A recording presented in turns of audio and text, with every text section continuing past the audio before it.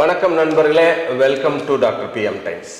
நண்பர்களே, நாம் போன பதிவில் ஆண்களோட ஃபேட் காம்போசிஷன் எவ்வளவு, பெண்களோட ஃபேட் காம்போசிஷன் எவ்வளவு, அதில் பெண்களுக்கு முக்கியமாக ஸ்பெசிஃபிக் ஃபேட்டோட ஃபங்க்ஷன் என்ன எல்லாம் சொன்னோம். பொதுவான அபிப்பிராயம் என்ன, ஃபேட்னாவே நம்மளுக்கு தேவையில்லாத ஒன்று, அது அதிகமாக படியக்கூடாது, அது நம்மளுக்கு எந்த உபயோகம் இல்லை அப்படின்னு ஒரு கருத்து நிலவுது. அப்படி கிடையாது. ஃபேட் இஸ் ஆல்சோ கடவுள் எல்லாத்தையும் ஒரு காரணத்தோடு தான் படைச்சிருக்கார். Fat is also very very essential to the body. நம்ம உடம்போட நார்மல் ஹோமியோஸ்டேசிஸ் ஃபங்க்ஷனுக்கு, நம்ம உடம்பு இயங்குவதற்கு ஃபேட் மிக மிக அத்தியாவசியமான ஒன்று. அதோட ஃபங்க்ஷன்ஸ் எல்லாம் என்ன அப்படின்னு பாருங்கள், எவ்வளோ ஃபங்க்ஷன் இருக்குது பாருங்கள் ஃபேட்டுக்கு. ஃபேட் நம்பர் ஒன் ஃபங்க்ஷன் நான் முதலே சொன்னேன், maximum percentage storage fat, 15% storage fat. So அது என்ன ஸ்டோர் பண்ணுது? It stores energy. Fat is the store house of energy. So energy அதிகமாக இருக்கும்போது நம்ம சேமிச்சு வைக்க முடியுது. எனர்ஜி தேவைப்படும் போது அந்த ஃபேட்லேருந்து எனர்ஜி நம்மளுக்கு கிடைக்கும். So it is store house of energy, number one. Number two, fat is essential. ஒவ்வொரு அணுக்களோட செல்வாலையும் முக்கியமான பொருள் செல்வாலில் ஃபேட்டு தான் இருக்கு. Cell wall is made up of mainly phospholipids. So அது ஒரு form of fat. So fat தான் எல்லா அணுக்கள் உடம்பு பூரா இருக்குது. அந்த அணுக்களை சுற்றி ஒரு சுவர் இருக்குது, செல் வால். அந்த செல் சுவர் மெயினாக ஃபேட்டால் தான். Fat is the main chemical in the sell wall of all the cells. So அவ்வளோ இம்பார்ட்டன்ட் ஃபேட். மூணாவது ஃபங்க்ஷன் ஃபேட்டுக்கு, உடம்பில் இருக்கிற முக்கியமான ஹார்மோன்ஸ், நிறையா ஹார்மோன்ஸு டெரைவேட்டிவ், அதோட மூலப்பொருள் cholesterol. Cholesterol is an important form of fat. So cholesterol is the main source for various hormones. மூலப்பொருள், ஹார்மோன்ஸ்க்கான மூலப்பொருளாக fat இருக்குது. நாலாவது, இந்த நியூரான்ஸில் இருக்கிற ஃபேட்டு, சிஎன்எஸ்ல இருக்குன்னு சொல்ல நியூரான்ஸ், நரம்பு அணுக்கள் இருக்கிற fat it acts as an insulation. எப்படி ஒரு எலக்ட்ரிக் ஒயருக்கு ஒரு பிளாஸ்டிக் இன்சுலேஷன் இருக்குதோ, அது மாதிரி நியூரான்ஸோட வேலை என்ன? எலக்ட்ரிக்கல் இம்பல்சஸை ஒரு இடத்துலேருந்து இன்னொரு இடத்துக்கு கண்டக்ட் பண்ணுறது. கண்டக்ஷன் தான் மெயின் ஃபங்க்ஷன் ஆஃப் நியூரான்.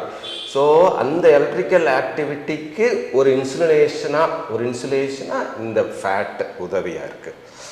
அஞ்சாவது, இந்த சப்குட்டேனியஸ் டிஷ்யூவில் இருக்கிற ஃபேட் இருக்குல்லையா, சப்குட்டேனியஸ் ஃபேட்டு, அதாவது தோலுக்கு அடியில் இருக்கிற ஃபேட்டு, அதுதான் நம்ம உருவ அமைப்பை நிர்ணயிக்கிறது.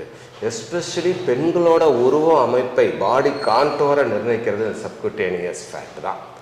அடுத்தது, இந்த சப்குட்டேனியஸ் ஃபேட் எஸ்எஃப்னு எழுதுற சப்குட்டேனியஸ் ஃபேட் இப்போ பார்த்திங்கன்னா வெயில் காலம் நம்ம உடம்ப சூட்டிலிருந்து பாதுகாக்கிறது. It protects against thermal injury. சூட்டிலிருந்து பாதுகாக்கிறது இந்த தோலுக்கு அடியில் இருக்கிற ஃபேட்டு தான். அடுத்தது, ஆறாவது ஃபங்க்ஷனு விசரல் ஃபேட்டுன்னு சொல்லுவாங்க. இன்ட்ரா அப்டாமினல் ஃபேட், வயிற்று பகுதிக்கு உள்ளே இருக்கிற ஃபேட். அந்த fat it acts as a cushion. ஒரு pad of fat acts as a cushion. ஒரு குஷன் மாதிரி நம்ம இன்டர்னல் ஆர்கன்ஸை தாங்கி பிடிச்சிக்குது.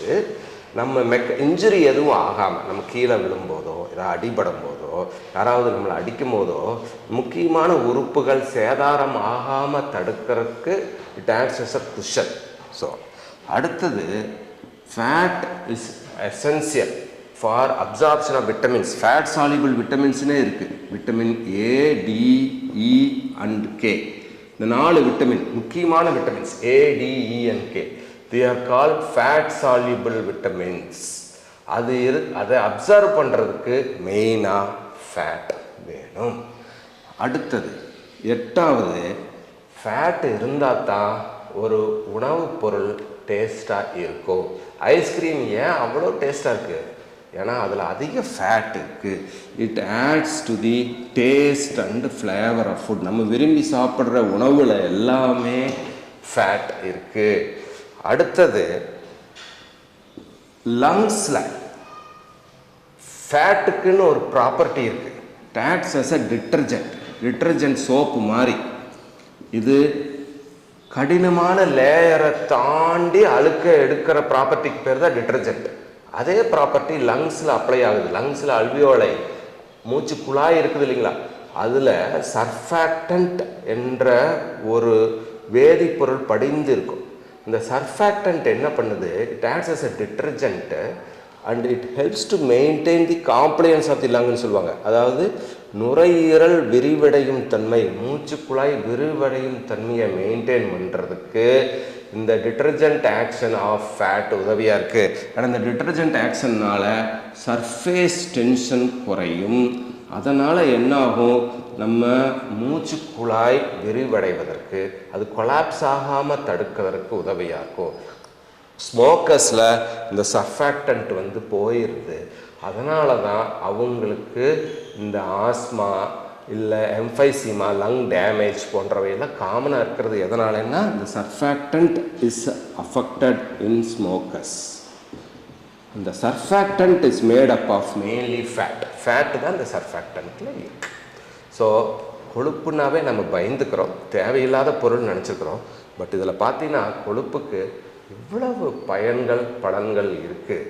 ஸோ கொழுப்பும் நம்மளுக்கு தேவை, ஒரே இது அளவோடு இருக்க வேண்டும். ஸோ இது எப்படி நம்ம அளவோடு மெயின்டைன் பண்ணுறது? கொழுப்போட அளவு என்ன? ஏன் இது அளவுக்கு மீறி போகுது? எதனால் ஒபிசிட்டி வருது? இந்த கொழுப்பு எப்படி விதவிதமாக படிந்திருக்கு அப்படிங்கிறத வரப்போகும் பதிவுகளில் பார்க்கலாம். நன்றி நண்பர்களே.